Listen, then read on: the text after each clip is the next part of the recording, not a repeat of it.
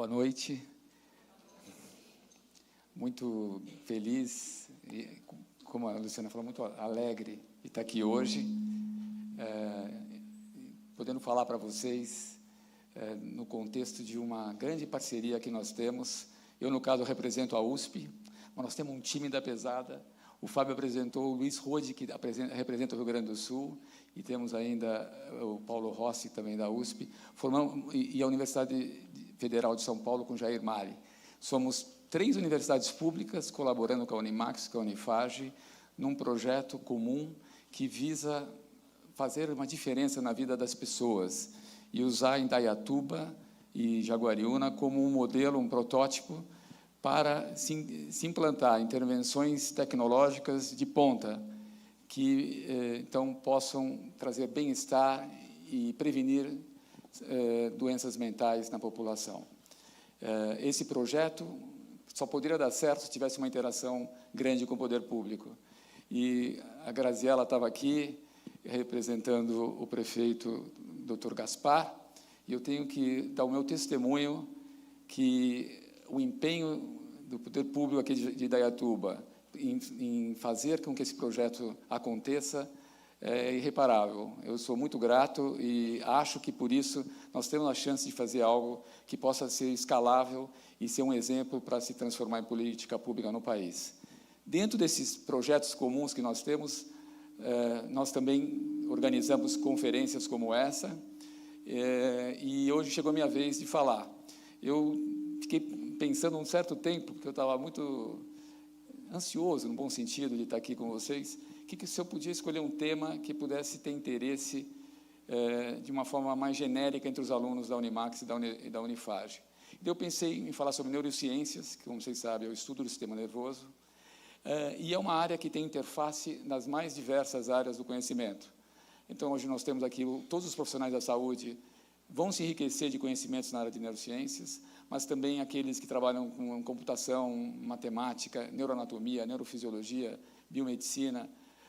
Enfim, é difícil hoje a gente não utilizar conceitos de neurociência na nossa prática, na nossa vida.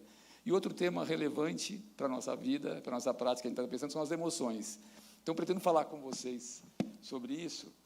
E os objetivos dessa minha conversa com vocês a partir de um caso real, porque eu aprendi com a professora Valéria, o professor Padilha, que quando a gente traz uma coisa pessoal, o impacto no aprendizado é maior.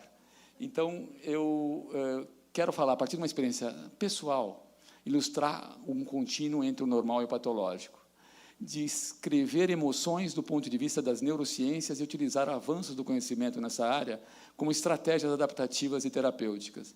E vocês vão ver que dá para fazer um contínuo com os transtornos mentais, porque os transtornos mentais são alterações em neurocircuitos cerebrais, alteração em redes neuronais. E, se a gente entender melhor esse conceito de rede neuronal, a gente vai poder fazer terapêuticas, intervenções terapêuticas, pensando em neurocircuitos e, quem sabe, transformar a vida dos nossos pacientes.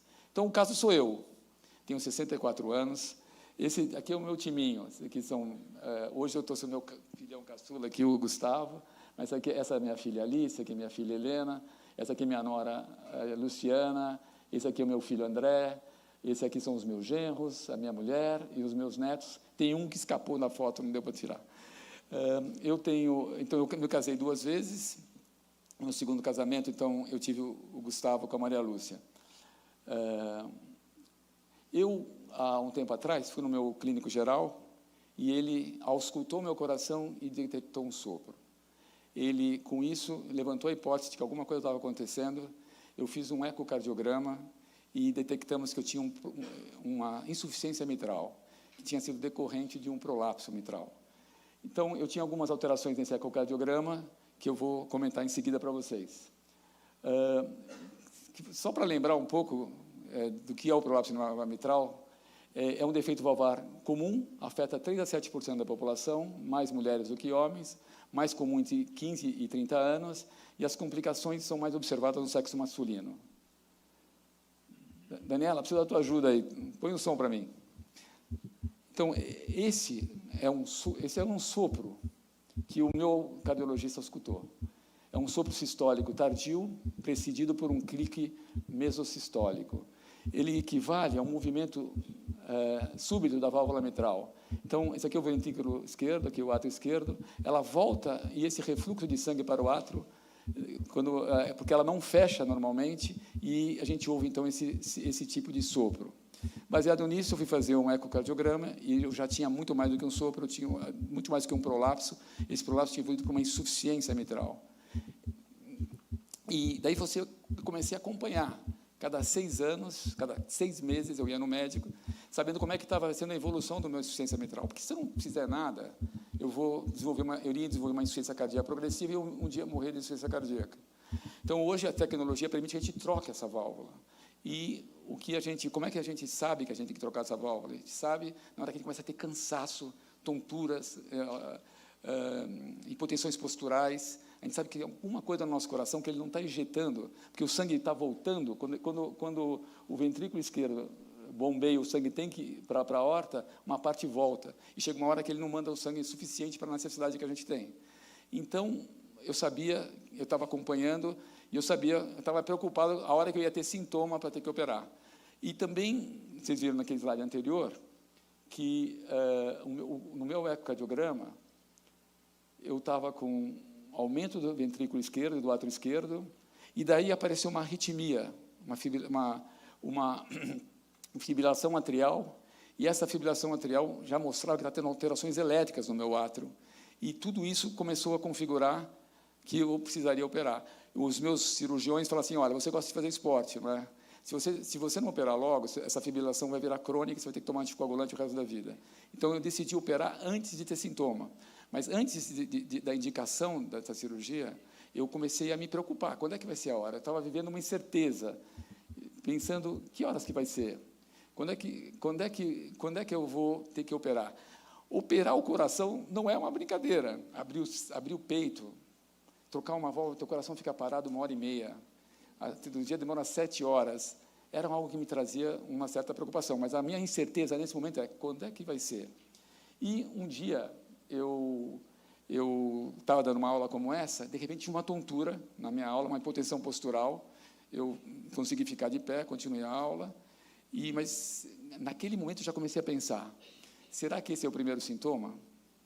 E na hora que eu tive essa tontura, na hora que eu fiz uma predição de que podia ser um sintoma que iria revelar a indicação da minha cirurgia, eu já comecei a ficar preocupado. Meu coração, pela predição de uma possível cirurgia, começou a acelerar, frequência cardíaca aumentada, e eu não conseguia mais parar de pensar. E eu saí de lá, eu tinha uma reunião importante.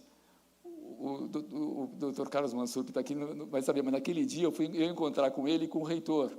E a gente ia conversar com o reitor da USP, que é meu chefe, e nós íamos conversar sobre ampliar essa relação que está sendo tão rica entre a USP, Universidade de São Paulo, e a Unimax e a Unifage. Nós fomos conversar, e daí eu fiquei preocupado, será que eu vou conseguir prestar atenção? Mas era algo que era muito relevante para mim. Estava com o meu chefe, reitor da USP, o meu amigo Carlos Mansur, eu era o elo de ligação. E eu consegui focar na reunião. Quando eu foquei na reunião, eu esqueci dessa predição que eu não conseguia parar de pensar. Eu foquei na reunião e foi bem, esqueci, o Carlos nem percebeu, eu acho. Saí de lá, peguei meu carro, volta a toda a preocupação. De novo, será que eu vou ter que agora ser operado? E daí eu liguei para o meu médico e perguntei para ele, olha, eu tive essa tontura. Ele falou, Euri, não se preocupa, isso aí é do Ancoron, que é um antiarrítmo que eu estava tomando para aquela fibrilação atrial. Ao ele me dizer isso, surgiu uma nova predição, que isso não era tão relevante, e eu passei a conviver com a minha tontura e hipotensão postural com a maior tranquilidade, porque ela não me levava a uma vivência de ameaça. Então, a tontura gerou uma predição, essa ameaça gerou uma predição acompanhada de sintomas autonômicos, taquicardia, sudorese, mal-estar, como eu me preparando para uma situação de ameaça, e os focos em tarefas executivas inibiram essas sensações interoceptivas, e depois de conversar com o meu médico, atribuí um novo remédio, atualizei as minhas previsões, agora já sei que isso daqui é compatível com o remédio que eu estou tomando, e construí uma nova experiência corrigida do meu corpo, uma nova forma de nomear esses dados interoceptivos. Eu passei a viver esse dado interoceptivo como uma ameaça, por ser uma coisa normal do meu corpo. Os nossos pacientes, o cérebro dos pacientes com transtornos de ansiedade, por exemplo, é um pouco diferente. Eles têm dificuldade de inibir essas vivências autonômicas, ou elas são maiores e trazem mais ameaça para eles, ou eles têm dificuldade de contextualizar, como eu consegui contextualizar isso no contexto do Ancoron, do remédio que eu estava tomando. Eles continuam ansiosos e sofrendo com suas fontes de ansiedade. Essa aqui é a onça pintada. Para os psicólogos que estão aqui, vocês vão ler sobre o William James. O William James foi o pai da psicologia americana. E a onça pintada, que é o maior felino das Américas, que a gente encontra nas margens do rio Paraguai, quem foi para o Pantanal deve ter visto, eu perguntaria para você, se você estiver de frente com uma onça pintada, você acha que a gente foge de uma onça pintada porque a gente sente medo, ou temos medo porque fugimos? Quem acha que é porque tem medo ou temos medo depois que fugimos? Opção número 2, quem acha? E quem acha que a gente tem medo primeiro, daí a gente foge? Então, a maior parte de vocês responde como a maioria das pessoas responderia. Mas, na verdade, é o contrário. A gente foge em função das mudanças corporais que a gente tem dentro da gente, essa taquicardia, sudorese, ao sistema autonômico, e depois que a gente correu, no meio do caminho, a gente pensa, puta, talvez fosse uma onça, ou era uma onça. E daí você organiza isso como uma vivência de medo, uma vivência consciente de medo. Então, a resposta é inata, e depois a gente organiza como uma vivência consciente do medo. E um autor que organizou isso de uma forma que eu achei legal, é esse Philippe Ledoux. Então, ele fala que essa primeira resposta fisiológica diante da ameaça, essas mudanças corporais que acontecem no nosso organismo, que levam a gente a paralisar, correr ou fugir, elas fazem parte de um circuito ligado a respostas a ameaças, de resposta à sobrevivência. E medo seria um outro circuito que envolve a experiência consciente. Então, só para lembrar um pouco da anatomia para vocês, tem aqui uma visão do cérebro, esse aqui é o córtex pré-frontal, e aqui estão áreas laterais do córtex pré-frontal, e aqui, nessa região aqui do córtex temporal, nós temos parece uma amêndoa, que é a amígdala. A gente tem um conceito que o cérebro funciona em circuitos, então a gente não dá muita relevância para uma estrutura em si, mas a gente sabe que certas estruturas têm um papel nesses circuitos, e no caso da amígdala, ela está relacionada a esse circuito de sobrevivência, essa coisa inata. A gente fala que, nas teorias que a gente tenta entender o cérebro, essa função inata a gente chama de redes neurais de baixa ordem. Então, a amígdala faz parte de uma rede neural que está ligada aos nossos mecanismos inatos que a gente tem diante da ameaça. E o córtex pré-frontal, que eu falei para vocês, envolve áreas do cérebro como essas regiões, córtex pré-frontal dorsolateral, córtex ventrolateral e polofrontal, que eu vou chamar agora de áreas laterais do córtex pré-frontal, para não ficar repetindo esses nomes todos. Eles estão ligados a uma rede neuronal de alta ordem, que está ligada aos processos conscientes. Então, a ideia que a gente tem, esses são modelos são visões reducionistas que a gente tenta hipotetizar para avançar no conhecimento. São sempre todo modelo é fadado ao fracasso, mas ele pode ter um valor heurístico de ajudar a gente a pensar de uma forma progressiva e avançar no conhecimento.